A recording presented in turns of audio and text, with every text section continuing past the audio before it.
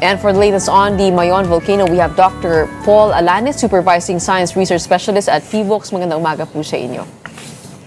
Yes po. Good morning and good morning sa ating mga viewers. Okay, Doc, Mayon Volcano is up at alert level 3. What prompted Phivolcs to raise the alert level?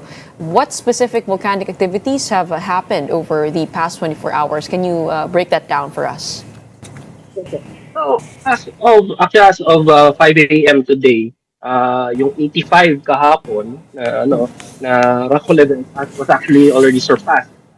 For the past 24 hours, 131 rockfall events have already occurred, and five of these are what we call pyroclastic density current, or yung mga mixture of very hot volcanic materials, very hot gases, racing down up to 60 kilometers downslope of the volcano. And these pyroclastic density currents are what prompted Phivolcs to raise the alert level status of Mayon Volcano. Okay, so alert level 3 means that there is magma coming out at the summit. Tama po ba?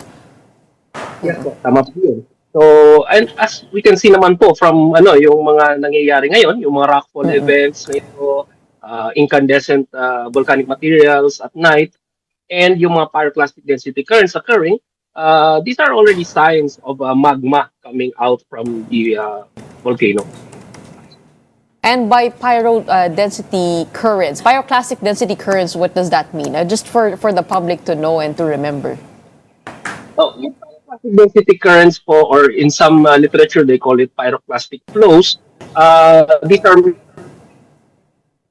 made up of volcanic materials, hot volcanic rocks, some ash, lots of ash actually, very hot volcanic gases. And these are sometimes yung mga temperatures nito reaching up to 600 degrees Celsius. So that's very, very hot. And what's very dangerous about this is mabilis yan na bumubulusok pababa. Sometimes reaching up to 60 kilometers per hour. So it's very difficult to outrun this. And in the history of Mayon Volcano, most of the casualties during an eruption of Mayon Volcano are caused by these pyroclastic density currents. As an example, noong 1993 and noong as late as 2013. And what are the chances that there might be a big explosion? Right now, we cannot say ano yung probabilities. However, we have some scenarios where actually dalawang scenario, or rather tatlong scenario. First is the most likely is yung gagayahin niya yung 2023 eruption na tahimik lamang na naglalabas ng lava. And then there's another possible scenario na maaaring mag-progress into yung 2018 style na very vigorous type of eruption. Na meron kang mga lava fountain, some explosion, a lot of explosions. And then yung most very rather unlikely scenario, but the worst case scenario is a very large eruption similar to yung 1814 style na wherein yung church sa Kadsawa was destroyed and maraming mga casualties. But what would be the signs of what might occur? Kailan po huling sumabog po ng malakas itong Mayon Volcano?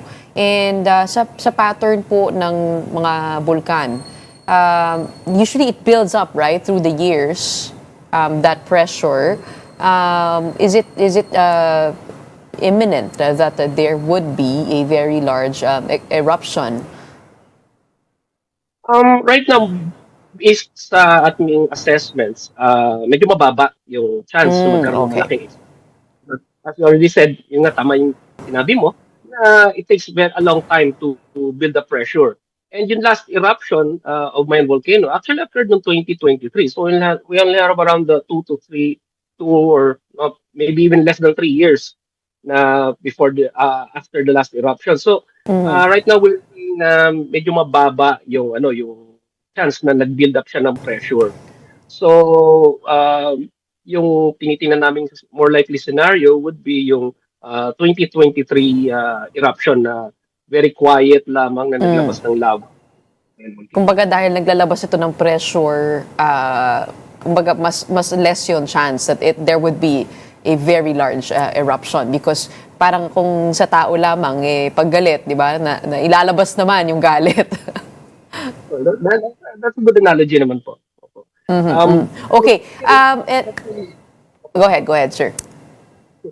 Even though yung ano namin, ano, yung nakikita namin is mababa yung chance na magkaroon ng malaking explosion, nagkakaroon pa rin tayo ng mga pyroclastic density currents. Yung kahapon nga, di ba, parang meron sa mga video kanina, especially kanina, may pinakita ka na video na sa may parang usok na bumababa. Yan. That's very, very dangerous. No? So, yun yung nag-prompt sa amin na itaas na to alert level 3 at ipanawagan na, nag-recommend na kami na magkaroon na ng evacuation kung may mga natitira pang tao dun sa loob ng 6-kilometer permanent danger zone. Of course, ito po yung sulfur na lumalabas at maaring malanghap ng mga residente. But of course, those who should be concerned about this are the people living within the permanent danger zone. Or will this possibly travel far? Right now, yung most of these, yung mga pyroclastic density currents, yung mga rock falls, are still limited doon sa around maybe 2 kilometers from the crater. So it's still well within the 6-kilometer permanent danger zone. Now, of course, may mga kababayan tayo na although wala namang nakatira permanently doon sa loob, pero meron pa rin kababayan tayo na may mga economic activities doon sa loob, may farming, yung mga engaging in yung mga tourism activities.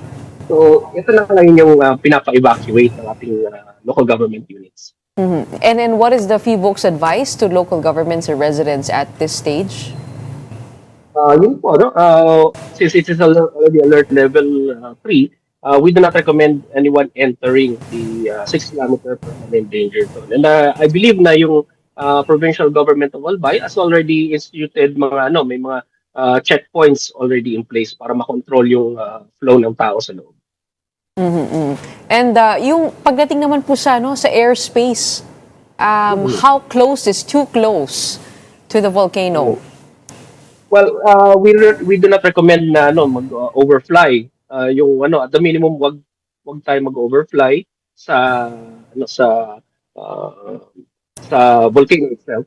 And right now dahil yung prevailing wind is northeast monsoon. So papuntang west, due west and south yung hangin. So we recommend yung mga piloto natin na at least iwasan yung pag-overfly or at least bumaybay sila or try to go around the volcano doon sa bandang north. And how long do you see volcanic activity to remain at this level? Unfortunately, we cannot say po ano yung duration ng mangyayari. These things can, kung titingnan natin yung 2023 eruption, that's lasted almost 5 months, more than 5 months, from June to November 2023. And kung titingnan naman natin yung another extreme case, yung Canlaon Volcano, which has been going on since June 2024 and until today, continuing pa rin po yung yung volcanic activities. Okay. Maraming salamat po sa advice and also for monitoring this continuously.